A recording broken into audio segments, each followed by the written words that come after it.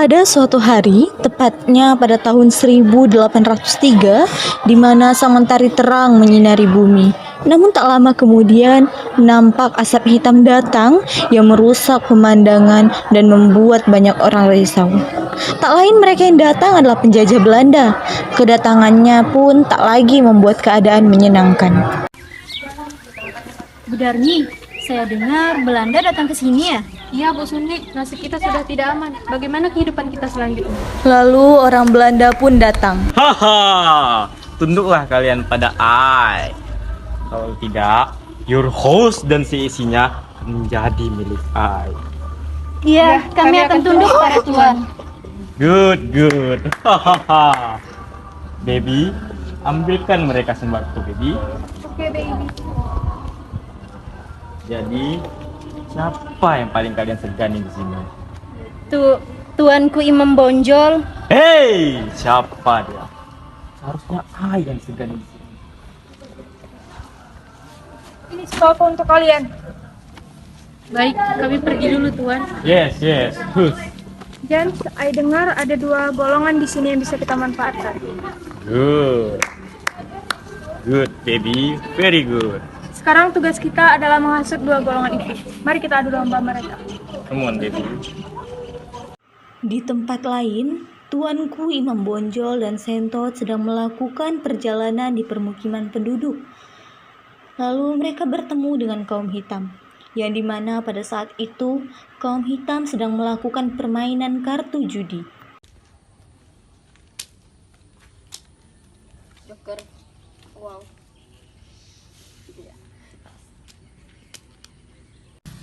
Tuan, lihatlah mereka sedang bermain judi. Bagaimana jika Tuan menghentikannya?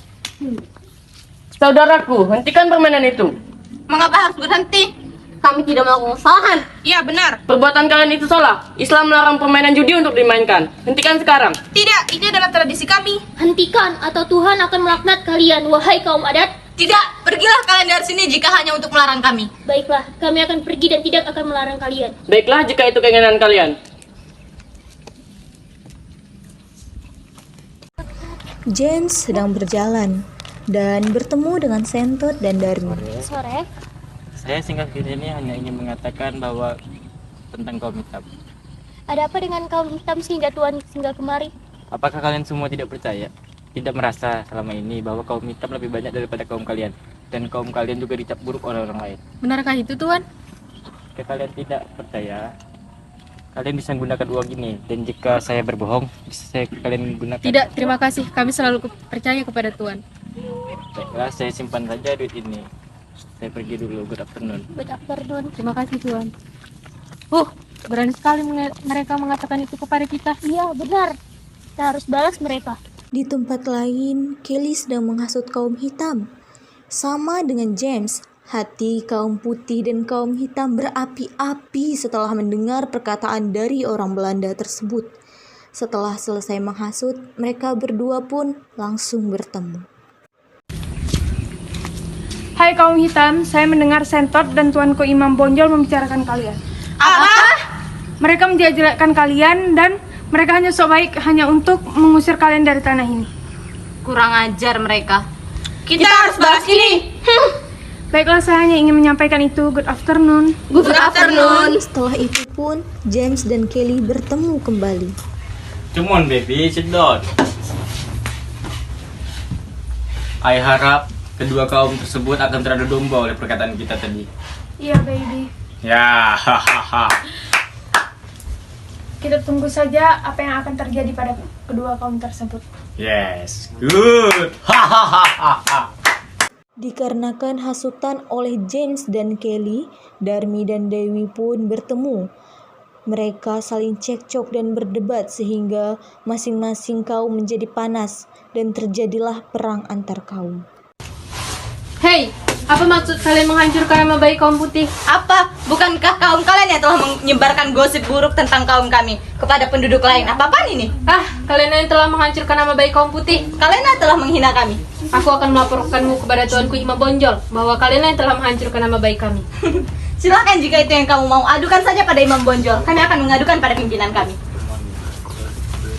Saat itulah kaum putih dan kaum hitam sudah saling membenci, sehingga terjadi peperangan dikarenakan terhasutnya oleh kata-kata orang Belanda tersebut. Namun, dalam peperangan ini kaum putih mengalami kemenangan, di mana mereka hanya untuk menyadarkan kaum hitam bahwa yang mereka lakukan itu adalah salah.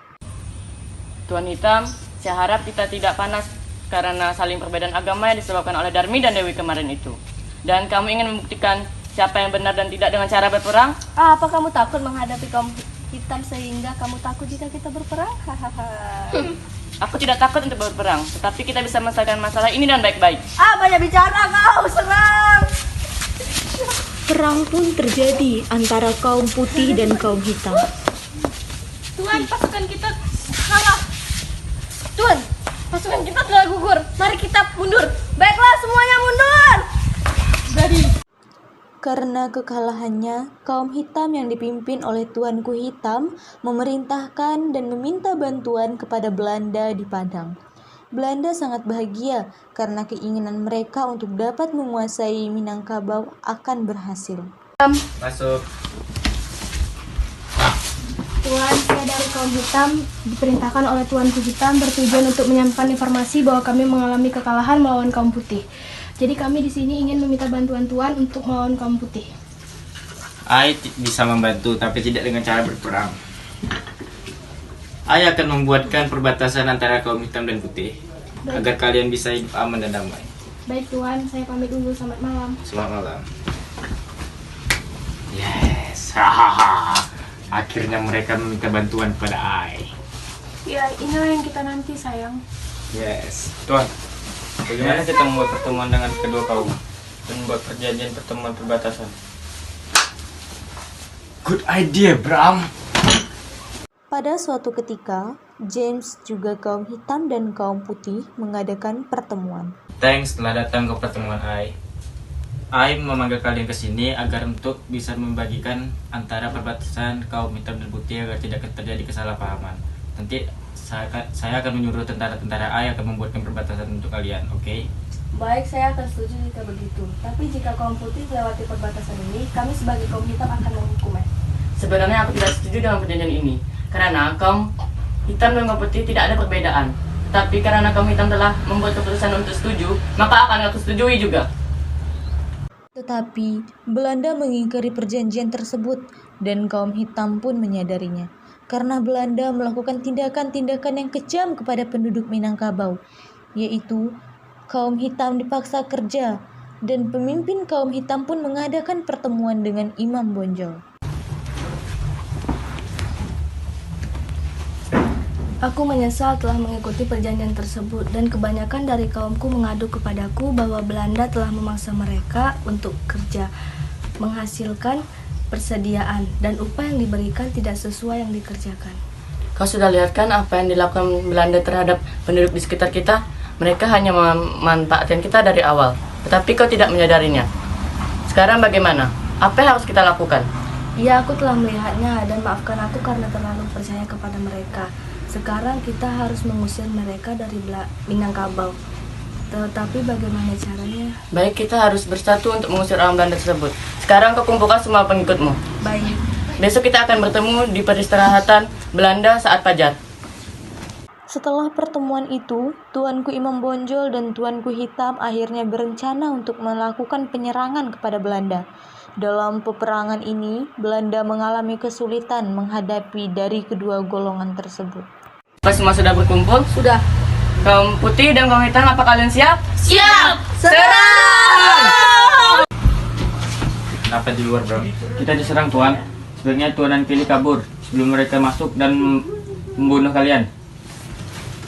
Bram, ikut aku, Bram. Baik, Tuan. Setelah lama bersembunyi, James pun mengirim Bram meminta bantuan dari pihak Belanda yang berada di Pulau Jawa. Bram, kita telah kalah.